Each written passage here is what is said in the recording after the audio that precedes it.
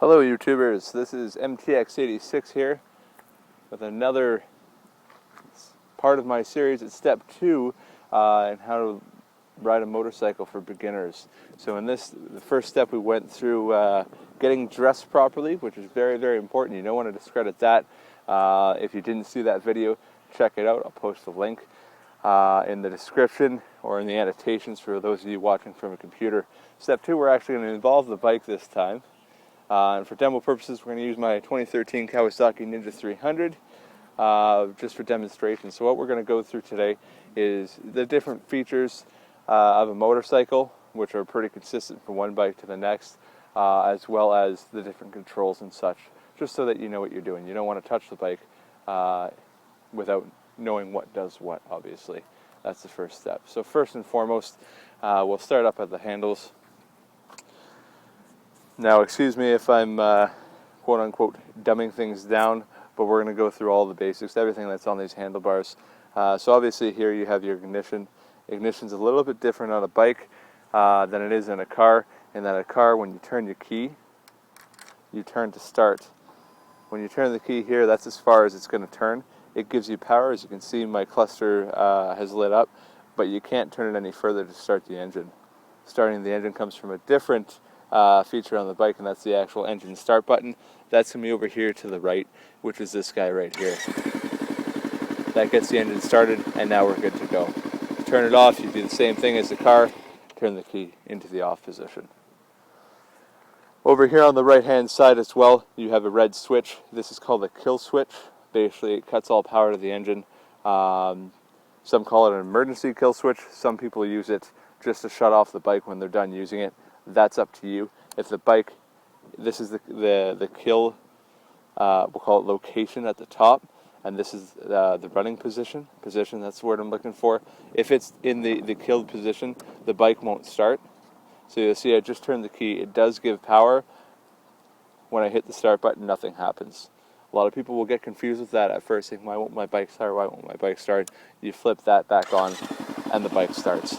So again, once it is running, you can kill it with the kill switch. I guess that's a matter of preference. In the case of emergency, though, it doesn't matter how fast you're going, doesn't matter how much throttle you're giving, you hit that switch, the bike shuts off. All right. Right side as well, you've got this guy. Most people will know what this one does. This is the throttle. Similar to the gas pedal in a car. I'm sure you know what that does. Opens up the gas basically flow to the engine, allowing more air, more fuel, more power, and you accelerate. This handle on the right hand side here is your brake. Now this is your front brake only. In a car, you hit the brake pedal, all wheels get braked. Listen to me. All wheels have the brakes applied. Motorcycle, you do it independently. So this lever here is only going to engage the front brake. That's it. The back wheel will not be affected. Your rear brake is going to be over on the other side of the bike here, and that's a foot pedal right here. Okay, so what you do, push it down, your back brake is on. Okay, both will activate the brake light in the back, and that's about it. These are obviously just foot pegs for your riding position. Different bikes have them in different locations. This is just where they happen to be on this guy. Back onto the handlebars. I'm going to turn the key on just for demonstration purposes. The left-hand side here, you have another handle here. This is the clutch. Okay, now we'll get into the more into the basics on how to use that in another coming video, probably in the next one. But basically what the clutch does, for an easy explanation, let's just say it engages and disengages the transmission from the engine, just to allow you for shifting. So you use that pretty well for shifting as well when you're in stopping position. We'll go over the usages of it in a future video. So again, the left-hand side is the clutch, the right-hand side is the front brake, the rear brake's down here. Okay? Left-hand side as well, this is your headlights. Now the headlights are typically always on. This is simply high beam, low beam. Just like a car, you want to ride around with your low beam if you're following anybody. Whatever the case may be, you can use the high beam if you need the extra visibility. This little switch right here is your signal lights. So you flick it to the left, you can see the left signal light's on. You flick it to the right, your right signal light goes on.